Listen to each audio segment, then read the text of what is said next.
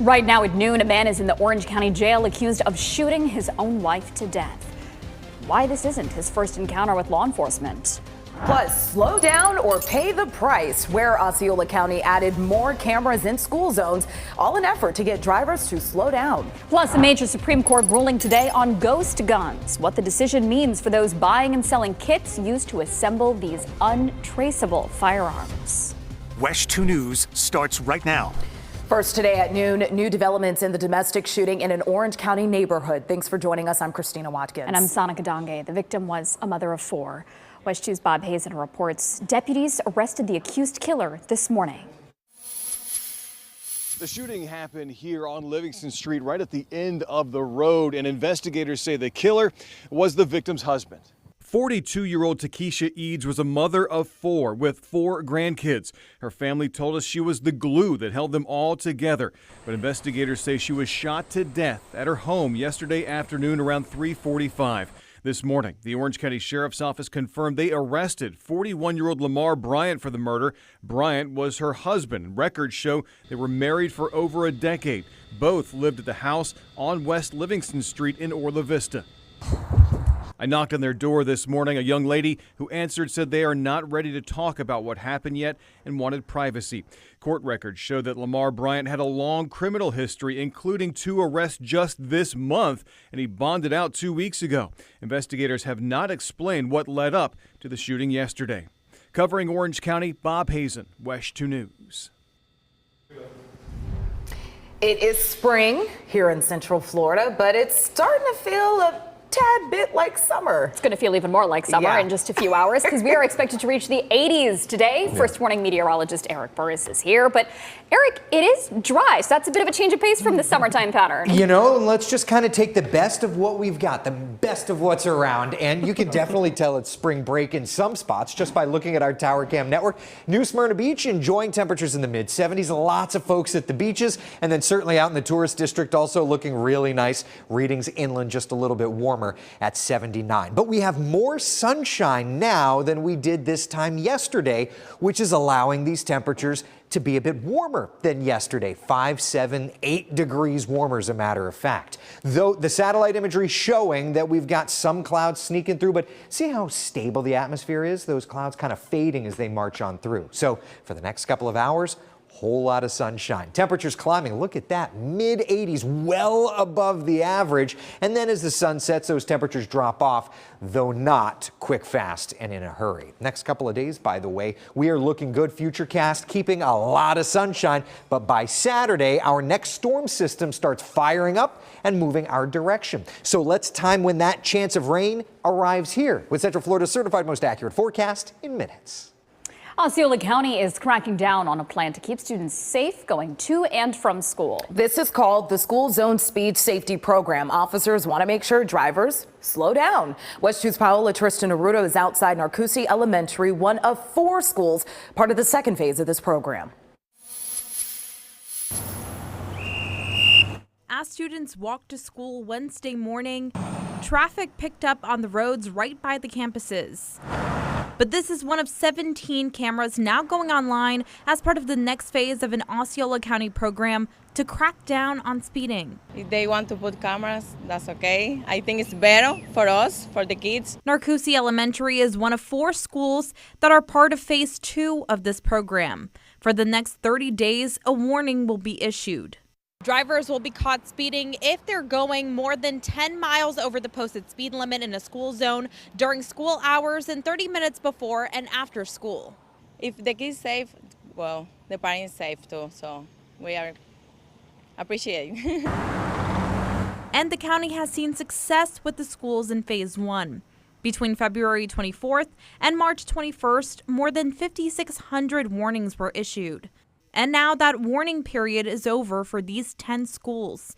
Moving forward, speeding drivers will be issued a citation and a $100 fine. That fine will be sent to the vehicle's registered owner. Covering Osceola County in St. Cloud, Paola Tristan, WESH 2 News. That 30-day warning period for those 4 schools starts today. Officers will then begin handing out tickets on April 25th. Unimaginable heartbreak for the father of a little boy who Tavares police say died after suffering horrible abuse. Xavier Williams' father says Kimberly Mills took their sons from Connecticut to Florida in 2022 after the couple's divorce. He says she cut him off from Xavier completely just 3 weeks before the little boy was hospitalized. Tavares police say Mills and her boyfriend, Andre Walker, abused Xavier before dropping him off at the hospital where he died last week. Mills and Walker are now both facing murder charges, and we are hearing from Xavier's father and aunt about the pain of losing him. 2, 3 o'clock in the morning, I wake up and look in the ceiling. That's when I get emotional. Do you know how hard that is? Do you know how difficult it is to sit at your son and your nephew's bedside and watch that little boy that was so full of life and vibrant take their last breath? Have some compassion. Your heart just breaks for that family. Xavier's family says he brought so much joy to those around him. And for those who do want to remember his life, there will be a vigil on Saturday. It'll be at Wooten Park in downtown Tavares. Well, from one heartbreaking story to another, this is in Orange County. A 17-year-old boy is in jail this afternoon accused of shooting and killing this man here in Orlando. Now, we are not naming the teen because of his age. Police found the victim, 26-year-old Jared Kinlock, in a car with a woman on March 16th. This was at the Nassau Bay Apartments on Orange Blossom Trail near John Young Parkway. The woman told officers the shooting happened during a drug deal around 1:30 that morning. She was not hurt. To Brevard County now, where the sheriff's office is mourning the loss of one of their own. Canine Junie, Sheriff Wayne Ivy's loyal companion, sadly passed away.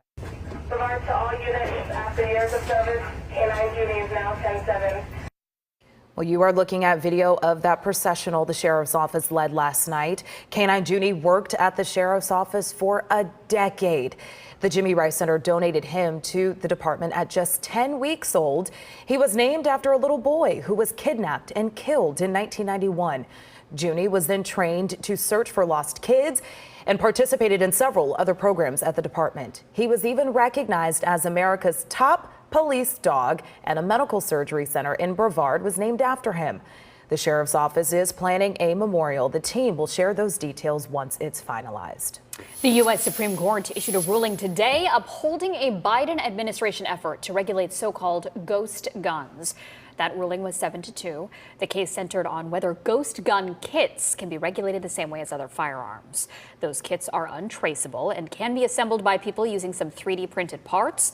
The regulation has been in effect since 2022 and requires manufacturers and sellers to get licenses, mark products with serial numbers, and require background checks. The Atlantic has released details from the Trump administration's Signal group chat that revealed military strike details to the magazine's editor-in-chief. The release of the full text thread comes after President Trump and others in the chat said yesterday that none of the messages were classified and that war plans were not discussed. The messages showed a text from Defense Secretary Pete Hegseth outlining imminent military strikes in Yemen and the timing of those strikes. The Atlantic said the texts are unredacted except for the name of one CIA intelligence officer. Almost hard to believe, but it was 1 year ago today that a cargo ship leaving the port of Baltimore lost power and slammed into the Francis Scott Key Bridge. When that structure collapsed, 6 lives were lost. NBC's Jay Gray is in Baltimore this afternoon, where the city and the state of Maryland gathered to remember those victims. Well, the mayor of Baltimore has called this a heavy day, a very difficult day for his city in this region. You can see the remnants of the Key Bridge just behind us here a year after the tragedy that unfolded today. Officials as well as family members of the victims gathering to mark the day and remember and honor those lost.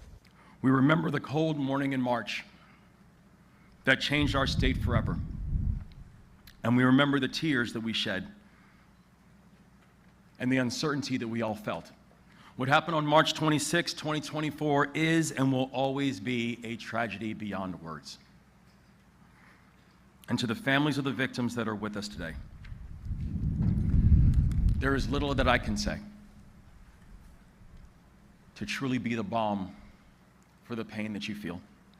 The NTSB continues its investigation and expects to release a full report on the crash this fall. That as land as well as underwater surveys are continuing here at the scene, with construction on a new bridge set to begin by the end of this year. Jay Gray, NBC News, Baltimore. Still ahead today at noon, major changes coming to this Magic Kingdom ride. How Disney is bringing new technology to Buzz Lightyear Space Ranger spin. But first, health experts are on high alert as the measles outbreak continues to spread. The calls for vaccination as more cases of this highly contagious disease pops up in more states.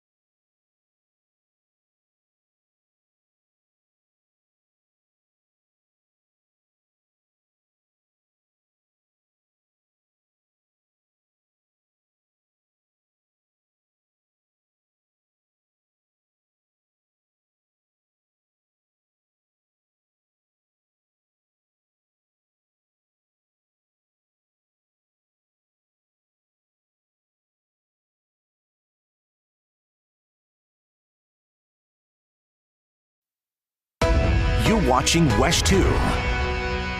There is some concern this afternoon over the spread of measles, with more than 240 cases nationwide. That's according to NBC News' count, and this beats last year's total. As Liz Kreutz tells us, there are new reports of an exposure in Washington, D.C., just as the spring cherry blossom season is about to begin. Public health officials continuing to warn about the growing measles outbreak, with another infection now reported, this time in Washington, D.C., just as tourists descend on the city for cherry blossom season. This is exactly what we would worry about, is that the measles outbreak is not going to be contained just to one community or one state. Local officials say a person who recently traveled to the nation's capital from Minnesota became infected with measles and then traveled through several places in the city while contagious, including an Amtrak train and Union Station on March 19th, followed by an urgent care a few days later. In a statement, Amtrak saying they're reaching out directly to passengers who were on the train. How concerned should someone be who maybe was on the Amtrak that this person was on? If you were unvaccinated and you were riding in the car with someone who was infected and contagious with measles, you stand a very high chance of getting sick yourself. This latest infection adding to the rising number of measles cases nationwide. By NBC News' count, so far this year, there have been 423 confirmed cases across 19 states and D.C. The biggest outbreaks in the Southwest and the majority in Texas, where 40 people have been hospitalized and one child who was unvaccinated died in February. The outbreak putting many families on edge, like Don Gibson and Carlia Suba, who have a newborn baby and toddler and recently decided to cancel an upcoming family trip to Texas. Our youngest one's too young to get vaccinated. Our older one doesn't have his booster. So do we want to risk it? We decided the safest thing was just to keep the kids home. According to health experts, measles is so contagious that 90% of unvaccinated people who come into contact with an infected person can contract the virus. Liz Kreutz, NBC News. We have some pretty big news from Walt Disney World today. Yeah, got a major. Buzz Lightyear's Space Ranger spin will temporarily close in August to make sure it can last to infinity and beyond. The interactive dark ride based on the Toy Story franchise first opened at Magic Kingdom in 1998. Disney says it's time for some exciting updates, including a new show scene, updated ride vehicles, and new blasters like this. Once it closes this summer, Disney says the Tomorrowland ride will reopen next year. Those blasters are very cool. Disney I knew I was winning. Those blasters were just defective. That's what was going on. We just need to update them. We'll let you keep that story. Disney also announced the opening day for its summertime shows, The Little Mermaid, a musical adventure, and Disney Villains Unfairly Ever After. Both debut on May 27th. That's not all. Just in time for those shows, families who buy tickets for 3 days or longer at Disney can get 50% off for kids. They have to be ages 3 to 9. Bookings open tomorrow. And families, you got to use those tickets between May 27th and September 20th. I know this is a lot. We've got all the details and updates from Disney on our website right now. Just go to WESH.com, look under Park Central. WESH was among the first to get this information during an exclusive backstage tour. We got to see how Disney comes to life for millions of visitors each year. Central Shops is a 300,000 square foot manufacturing and maintenance site. So this is where hundreds of cast members make sure all the attractions shine brightly and operate smoothly.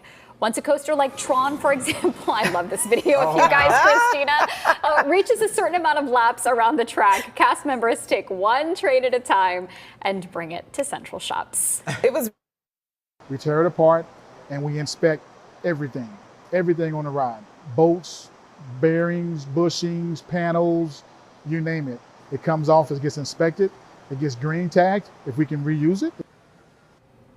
So each and every year, cast members repair and refurbish more than 280 attraction vehicles. And on average, they have 2,500 work orders in progress every day. Whoa. I know the numbers are staggering, Christina. They are, and we saw it firsthand yesterday. Those cast members, hundreds of them, more than 400 from a variety of different trades, from artists to electricians, making sure really the magic stays alive. And it was a really cool opportunity. They used to include this as part of the backstage tour, but that stopped after the pandemic and they haven't brought it back. So this is a nice opportunity for all of you at home to see.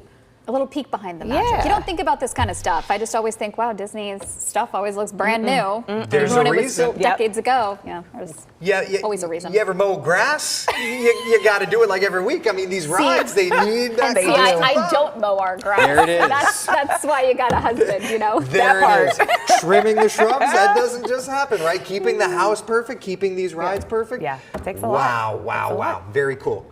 Our forecast not cool in terms of temperatures, but cool in terms of like, oh, that's cool. It's sunny outside. It's beautiful. It's dry. It's dry. There's Tavares, the seaplane capital. Okay, it's beautiful, beautiful, beautiful outside in Lake County. But when we look at the fire danger index, too much of a good thing, not so good. We are in that high category again for most of town. And as a matter of fact, things are so dry here in Lake County that as of yesterday, county officials have enacted a burn ban. So that just kind of gives you an idea. We are particularly dry. And looking at the forecast, we have no rain in there until about the weekend. So take a look. Central Florida's certified most accurate 7-day forecast, giving gorgeous sunshine for today, tomorrow, and Friday. Then this weekend, our next storm system comes in. A few showers on Saturday. Moreover, Sunday looks to be the stormier one. Here's the bigger setup, okay? High pressure giving us a nice breeze for Saturday, but there's that storm system working in, and by Saturday afternoon, or Sunday afternoon, I should say, wide scattered showers and even the potential of some thunder showers. Not thinking anything's going to get too feisty, but some good rain, just what we need here in Central Florida. Both the European and GFS forecast models indicating that many areas could get a half-inch or greater of rain. Some spots in the darker greens could get over an inch. So we'll watch and kind of track. But here's what I can tell you without a doubt. Central Florida running 3 to 4 inches behind where we should be year to date. So we absolutely need the rainfall. For now, though, it is beautiful, isn't it? There's downtown Orlando sitting at 82 degrees currently, upper 70s to the lower 80s. Back over to the beaches and the visible satellite hardly showing, but a thin cloud here or there. So temperatures continue to climb. Average high is 80 degrees, 84 is our forecast in the city. Look out west, 86, 87 for the Villages and Wildwood, whereas our shoreline communities stay in the upper range of the 70s. Futurecast basically keeping us with nearly clear conditions all day, so we enjoy this fantastic forecast. Temperatures tonight dropping little bit by little bit through the 70s, and then of course we get back into the 80s for tomorrow and Friday. Opportunity for showers and storms sure this weekend. We'll have to watch that storm system very, very closely. Now, this is the inland 7-day forecast, highs in the 80s. If you live along the coast, we've got you covered too, giving you the 7-day forecast. High temperatures for you staying in the upper range of the 70s, but notice again, your chance of rain climbing this weekend as well. We have a bit of a spoiler alert for fans of Deal or No Deal Island. Last night's season finale did not disappoint. We'll show you the moment the winner was crowned and why it's such a big deal.